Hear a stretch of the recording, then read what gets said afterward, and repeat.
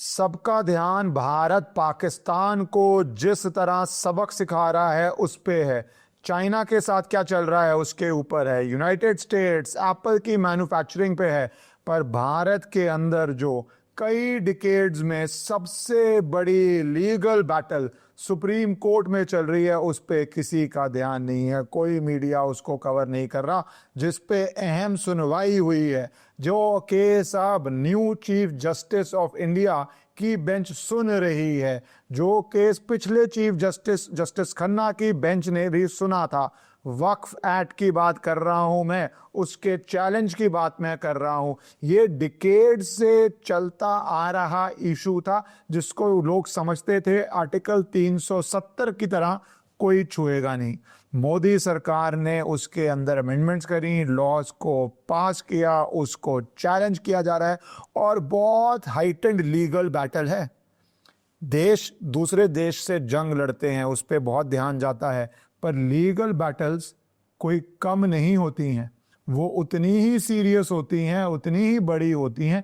उनके कॉन्सिक्वेंसेस देश के अंदर, एक डेमोक्रेसी के अंदर उतने ही ज्यादा सिग्निफिकेंट हो जाते हैं। तभी उनको court room battle, legal battle, आप ऐसे शब्द कॉमन पैरालेंस में सुनते हैं। इसके अंदर एक और पहलू भी है। जिस तरह इसके अंदर सिर्फ लीगल एंगल नहीं है, पॉलिटिकल एंगल है। हर पॉलिटिकल पार्टी इस पे स्टेटमेंट दे रही है। इसके अंदर एक कम्युनल एंगल है। ये बातें बहुत सारे पत्रकार कर रहे हैं। तो आपको भूमिका में ये समझना चाहिए कि स्टेक्स कितने बड़े करे जा चुके हैं इसके अंदर और किस किस तरह की बात आ रही है। सिर्फ चावल का एक दाना, मैं एग्जाम्पल के लिए आपको बता रहा हूं, कोर्ट में सिर्फ लीगल चलेगा, पर कोर्ट के बाहर जर्नलिस्ट किस किस तरह की बातें बोल रहे हैं। एक अखबार है द वायर, ओपिनियन, और उसके ऊपर हेडिंग दी जाती है कम्युनिज्म। ये वक्फ की बात नहीं है, ये मुस्लिम सिटीजनशिप को रिड्यूस करने की बात है इनटू अ कंडीशनल प्रिविलेज। देखिए किस लेवल तक की बात करी जा रही है कि मुस्लिम नागरिकता को कंडीशनल प्रिविलेज। क्या है ये पूरा लॉ? मैं उस पर आऊंगा, सुप्रीम कोर्ट हियरिंग पे आऊंगा, क्योंकि एंड में फैसला तो कोर्ट में होना है, लीगल ग्राउंड्स पे होना है। पर बैकग्राउंड में जो चल रहा है, क्या इससे किसी भी व्यक्ति की, किसी भी धर्म के व्यक्ति की सिटीजनशिप के ऊपर कोई इफेक्ट आता है? क्या आपकी नागरिकता को टच भी करती है? जीरो। यही भ्रम फैलाया गया था सीएए के दौरान कि अरे सीएए से सिटीजनशिप छीन जाएगी। वक्त तो प्रॉपर्टी लॉ है, सिटीजनशिप कंडीशनल। आपने लैंग्वेज खुद पढ़ी है, मेरे बोलने की जरूरत नहीं है। Reducing Muslim citizenship to conditional privilege, simple Hindi इसका है। रिड्यूस कर रहे हैं नागरिकता को एक कंडीशनल प्रिविलेज में, जब ये कोई सिटीजनशिप से लेना देना ही नहीं है। सीए दूसरे देशों में क्या हो रहा है, लोगों के साथ उनको नागरिकता कैसे दी जाए पे टॉपिक था ना, उस पे दंगे तक हो गए। किसी की भारतीय की सिटीजनशिप टच नहीं कर रहा था। पर इस दौरान जब पाकिस्तान से प्रॉब्लम चली, तब ये सामने आया कितने पाकिस्तानी भारत में रह रहे थे बिना सिटीजन हुए। कोई सरकारी नौकरियां कर रहे थे, कोई दावा कर रहे थे उन्होंने वोट भी कर दिया है, कोई किसी बीएसएफ ऑफिसर या किसी और सिक्योरिटी एजेंसी के साथ शादी में थे। तभी समझ आया कि भैया कागज नहीं दिखाएंगे वाला कॉन्सेप्ट, नारा सड़कों पे क्यों आया। कोर्ट में लीगल चलता है, पर सड़कों पे जो नारा है वो देश में डेमोक्रेसी को एज अ होल देख रहा हूं। सिर्फ कोर्ट प्रोसीडिंग्स की बात तो करनी है, जरूरी है, पर डेमोक्रेसी एज अ होल है ना, सड़कों पे क्या हो रहा है वो भी जरूरी है, किस तरह के नारे दिए जा रहे हैं वो भी जरूरी है, किस तरह जर्नलिस्ट हेडिंग देके इतना लोगों को उकसा रहे हैं कि बोल रहे हैं देखो वक्फ एक्ट आपकी नागरिकता के ऊपर है। पैशंस किस तरह से होते हैं, ताकि आप फिर ये अखबार उसको किस तरह मोल्ड करें, किस तरह यूज करें, वो आगे की बातें आता हूं। अब मैं कोर्ट पे आता हूं, क्योंकि होना तो फैसला कोर्ट में है। बैकग्राउंड आपको दे दिया, वक्त आपको पता है किस तरह पास हुआ, कितने लोगों ने चैलेंज किया, सब पता है। तो सीजेआई खन्ना की बेंच में ये मैटर जब आया था 5 मई को, उन्होंने मैटर पोस्ट कर दिया था 15 मई के लिए, क्योंकि उन्होंने कहा इसमें बहुत सीरियस बहस होनी है, बहुत सारी पिटिशंस हैं। उन्होंने उसको रिड्यूस करके कहा था सिर्फ 5 पिटिशंस लीड पिटिशंस हैं जिनके ऊपर बहस होगी, बाकी किसी पे बहस नहीं होगी। और उन्होंने ये पोस्ट कर दिया था कि मेरी रिटायरमेंट के बाद जो नए चीफ जस्टिस ऑफ इंडिया होंगे उनकी बेंच सुनेगी, क्योंकि सुनवाई होनी है, उसके बाद ऑर्डर होना है, और उनके पास रिटायरमेंट से पहले दिन बहुत कम बचे थे। तो नया जो बेंच बना है वो है chief justice of India honourable justice BR Gavai, वो की अध्यक्षता में बेंच है, और वो 3 सवालों पे प्रमुखता से बहस हो रही है। सॉलिसिटर जनरल ने कहा इसके अंदर कि ये जो इश्यूज हैं कि 3 इश्यूज में मैं जवाब देने जा रहा हूं। Properties declared by court as waqf should not be denotified as waqf, whether they are waqf by users or waqf by deed while court is hearing the matter, जब कोर्ट सुन रहा है। दूसरा, proviso to the amendment act, जिसके हिसाब से वक्फ प्रॉपर्टी नहीं treat की जाएगी जब कलेक्टर कंडक्ट कर रहा है इंक्वायरी इस बात पे कि प्रॉपर्टी सरकारी लैंड पे है या नहीं है, उसको इफेक्ट नहीं दिया जाएगा जो अंडरटेकिंग्स थी कोर्ट के अंदर। और तीसरा कि सब members except ex officio members must be Muslim. ये 3 चीज़ों पे मोटी बहस होनी है। अच्छा, आपको एक लीगल बात बताता हूँ। कोर्ट में ना इनिशियल हियरिंग में सबसे इंपॉर्टेंट चीज़ होती है स्टे। जिनको नहीं नॉलेज उनको बताता हूँ कि फैसला कोर्ट केस में कई बारी सालों साल नहीं होता, कई बारी तो डिकेड्स भी हो जाते हैं, कई बारी महीनों नहीं होता, पर बहुत समय लगता है। तो पहली हियरिंग बहुत इंपॉर्टेंट होती है, क्योंकि अगर पहली हियरिंग में आपको इंटरिम रिलीफ या दूसरी हियरिंग तीसरी हियरिंग जो भी है इंटरिम रिलीफ मिल जाता है तो मतलब आपका काम मोटा मोटा बन जाता है, जिसका इंटरेस्ट होता है कि लॉ लागू ना हो। पिटिशनर का इंटरेस्ट है कि लॉ इम्प्लीमेंट ना हो, पार्लियामेंट ने पास कर दिया, प्रेसिडेंट का एक्सेंट आ गया, नोटिफाई हो गया, सब हो गया, पर अगर कोर्ट स्टे लगा दे तो ऐसा होगा जैसे पार्लियामेंट ने लॉ पास ही नहीं किया, 0 शून्य, वो वाली हाल हो जाती है अगर पूरी एक्ट को स्टे कर दिया जाए तो। अगर कुछ सेक्शंस को स्टे किया जाए तो उसका इफेक्ट वो सेक्शंस लागू नहीं होंगे, वो हो जाता है।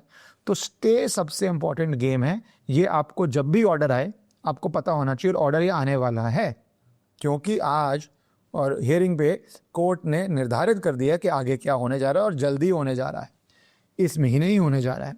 तो इसके बाद जो 5 पिटीशंस डली हैं उस पर प्रोटेस्ट भी किया गया कि ये 5 petitions doctor Mohan Gopal advocate जो हैं उन्होंने ये प्रोटेस्ट किया कि ये सारी पिटीशंस मुस्लिम साइड्स द्वारा डाली गई हैं और ये नहीं होना चाहिए, और इससे कोई एक इम्प्रेशन गलत जा सकता है, पोलराइज्ड इम्प्रेशन जा सकता है। इस पे जवाब दिया सॉलिसिटर जनरल ने भी दिया और मिस्टर कपिल सिब्बल ने भी दिया कि ऐसा कोर्ट ने बड़ा अच्छा फैसला किया है कोर्ट ने, क्योंकि बहुत लोग राजनीति करना चाहते हैं, किसी भी साइड के हो, बहुत सीरियस मुद्दा है ये, राजनीति होगी। मैं तो बोल रहा हूँ जर्नलिज्म में क्या हो रहा है इसके अंदर वो देखिए, पर कोर्ट ने ब्यूटीफुल एक फैसला किया जिससे मुझे लगता है उस समय उसकी सिग्निफिकेंस लोग समझे नहीं। आज जब ऐसा ऑब्जेक्शन उठा कि भैया 5 पिटीशंस हैं, सारी मुस्लिम पार्टीज़ की हैं, पोलराइज्ड है, मतलब एक पक्ष की सारी पिटीशंस हैं, ऐसा इंप्रेशन ना हो, तो कोर्ट ने केस का नाम ही चेंज कर दिया। नॉर्मली क्या होता है, अगर कोई पार्टी केस डालती है, लाइक असुद्दीन ओवैसी केस डालते तो असुद्दीन ओवैसी वर्सेस हो जाता, एक केस लीड बन जाता, सारे उसके लिए जुड़ जाते। एक एग्जांपल के लिए दे रहा हूँ, या कोई भी व्यक्ति केस डालता उसके नाम वर्सेस यूनियन ऑफ इंडिया और वो एक कोई भी केस लीड बन जाता। अब बहुत सारे नेताओं ने डाले हैं, बहुत सारी इंटरेस्टेड पार्टीज़ ने डाले हैं, बहुत सारे NGOs ने डाले हैं, उसके बाद फिर ज़मीन पे उसके ऊपर भाषण होते, जर्नलिज्म में उसका एक ड्रामा होता, पॉलिटिक्स में उसका दूसरा ड्रामा होता। तो कोर्ट ने केस का नाम ही रख दिया in re challenge to waqf amendment act, किसी पार्टी का नाम ही नहीं। ये बहुत रेयरली कोर्ट करता है कि इन रे, मतलब इस पूरे मुद्दे से कोर्ट डिसाइड कर रहा है कि इसका cause title he in re challenge to this. किसी की पॉलिटिक्स कोर्ट ने नहीं चलने दी, किसी की जो भाषणबाजी है कि मैंने केस डाला, मैं लीड था, मैं ऑर्डर लेके आया, कुछ नहीं। बहुत सीरियस मुद्दा है, मुद्दे के नाम से केस है, वक्फ, बेसिकली सिंपल भाषा में वक्फ एक्ट पर केस, ये है हेडलाइन। उसके अंदर अब कोई फर्क नहीं पड़ता किसकी पिटीशन है किसकी नहीं है, और आर्ग्यूमेंट सारे करेंगे। अच्छा, कोर्ट ने ये भी कहा, क्योंकि बहुत बहस हो रही और बहुत टाइम ले रहा, लोग अलग अलग बातें बोल रहे, कोर्ट ने कहा कि भैया अगर अभी तुम ये डिसाइड कर रहे हैं केस सुनना कहाँ है, number of senior advocates appearing for Muslim parties speaking in different voices, कि अगर इतना कन्फ्यूजन हो रहा है, इतनी बहस हो रही है कि अभी तुम डेट फिक्स कर रहे हैं, जैसा नेता इस महीने, आपको डेट बताता हूँ, इस महीने है और अभी से इतनी बहस हो रही है, तो फिर केस सुनेंगे कैसे। फिर कोर्ट ने डायरेक्ट कर दिया, क्योंकि कपिल सिब्बल लीड कर रहे हैं मुस्लिम साइड के लिए, तो वो कपिल सिब्बल और दूसरी साइड से सॉलिसिटर जनरल लीड कर रहे हैं। तो कोर्ट ने कह दिया कि कपिल सिब्बल कोऑर्डिनेट करेंगे उन सबके साथ जो अमेंडमेंट के खिलाफ आर्ग्यू कर रहे हैं, और सैटरडे को कंसोलिडेटेड रिप्लाई दे देंगे, कंसोलिडेटेड रिटन सबमिशन देंगे जिसके आधार पे बहस होगी on the need and shape of interim order. Interim order मैंने बता दिया स्टे, उसकी बहस है सारी। और इट आस्क्ड सॉलिसिटर जनरल जो मिस्टर मेहता कि वो अपना जवाब मंडे तक इसके अंदर डाल दें, क्योंकि इसकी हियरिंग होने जा रही है 20 मई को। एकदम शॉर्ट डेट है, एकदम शॉर्ट हियरिंग, और कोर्ट ने कह दिया है कि दोनों साइड्स को 2-2 घंटे दिए जाएंगे। अच्छा, वकीलों की तो आदत है 10 मिनट मांगते हैं और 2 घंटे बहस करते हैं, स्पेशली जब डेट फिक्स करने में इतनी बहस हो रही है। तो आप मान लीजिए 20 को कोर्ट इफेक्टिवली सारा दिन यही मैटर सुना जाएगा। क्या अगला दिन भी चलेगा नहीं चलेगा वो पता नहीं, पर इफेक्टिवली सब्सटैंशियल हियरिंग होगी। कई बारी प्रोसीजरल हियरिंग होती है जैसे आज थी, जैसे कई बारी होती है कुछ इफेक्टिव हो नहीं पाता, ये एक इफेक्टिव और सब्सटैंशियल हियरिंग होने जा रही है 20 को लेके। अच्छा, एक इसमें पहलू और था, एडवोकेट विष्णु शंकर जैन ने रेज किया, इंपॉर्टेंट पॉइंट रेज किया कि जो 1995 एक्ट है उसको लेके उन्होंने रेज किया पॉइंट कि हम प्रेजेंट वक्फ अमेंडमेंट एक्ट से भी एग्रीड हैं, और 1995 एक्ट को भी जिसको उन्होंने चैलेंज किया हुआ है उसके बारे में उन्होंने रेज किया। तो कोर्ट ने कह दिया इसके अंदर कि हम 95 act, we will not consider any request और stay of the provisions of 1995 act, we are making it clear, हम ये नहीं करेंगे, 95 एक्ट में नहीं जाएंगे। अच्छा, इसमें एक बात है, अगर ये जो अमेंडमेंट्स हैं इस पे कोर्ट स्टे करता है तो क्या होगा, फिर वो एक क्वेश्चन खड़ा होगा, क्या स्टे हो रहा है, स्टे हो रहा है या नहीं हो रहा। अगर हो रहा है तो क्या कुछ सेक्शन स्टे हो रहे हैं या पूरा एक्ट स्टे हो रहा है, उसके क्या कॉन्सिक्वेंसेस होंगे, क्योंकि कोई लॉ तो अप्लाई करेगा। तो वो सब बात की बातें हैं। अभी 1995 एक्ट को कोर्ट नहीं कंसिडर करने जा रहा। ऑर्डर जो कोर्ट का है बहुत क्लियर है।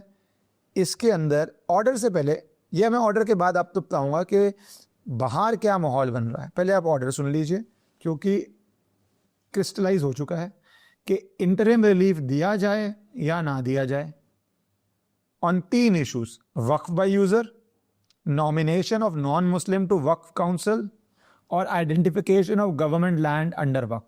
ये 3 चीजें हैं। ये प्रॉब्लम बड़ी है। आपको मैंने दिल्ली का एग्जांपल दिया, सरकारी लैंड को वक्फ बोला जाता है, क्लीन किया जाता है, उसको लोग हंस देते हैं, अरे कौन सरकारी लैंड ले लेगा। आम आदमी का लैंड अगर नोटिस ऐसा निकाल दे वक्फ बोर्ड क्लेम करे तो उसकी प्रॉपर्टी तो डिस्प्यूटेड बन जाती है। सरकार में तो आप हंस देंगे कि कैसे ले लोगे, पर जो सरकार से भी ले ले वो आम आदमी के हक का क्या होता है, ऐसा माना जा रहा है। तभी ये अमेंडमेंट्स आई हैं, उसको रोकने के लिए आई हैं।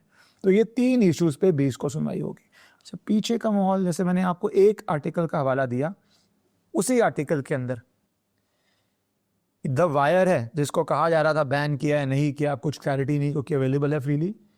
कि हम ये रिकॉग्नाइज करते हैं कि सिटीजनशिप अमेंडमेंट एक्ट में भी सिमिलर पैटर्न था। बीजेपी प्लायंट मीडिया इकोसिस्टम से पोलराइज डिस्कोर्स कर रही है और लीगल और एक्स्ट्रा लीगल मीन से जो नागरिकता को बोला ना रिड्यूस करने का, घटाने का, वो कर रही है। तो सिटीजनशिप अमेंडमेंट एक्ट कितना ज़रूरी था ये आपको इस समय जब पाकिस्तान से बैटल हुई समझ आता है। कितने पाकिस्तानी भारत रह रहे थे आपको समझ आता है, कितना बड़ा नेशनल सिक्योरिटी थ्रेट है आपको समझ आता है। पर अभी भी उसको जोड़ा जा रहा है। ये रीसेंट आर्टिकल है, वक्फ के साथ सीए जोड़ो, सीए के साथ कुछ ट्रिपल तलाक जोड़ो, ट्रिपल तलाक से कुछ और जोड़ो, सारा वो इतना हीटेड एक इन्वायरमेंट बाहर हो रहा है। और मुझे एक अजीब बात लगी जिस तरह बोला गया कि हमें रेजिस्ट करना चाहिए, नॉट जस्ट इन कोर्ट और स्ट्रीट्स। ये लाइन का क्या मतलब है? कोर्ट में पिटीशन डालिए, आपका हक है। रेजिस्ट इन स्ट्रीट्स, ये एक सीरियस है। स्ट्रीट्स पे बहुत लिमिटेड राइट है प्रोटेस्ट का।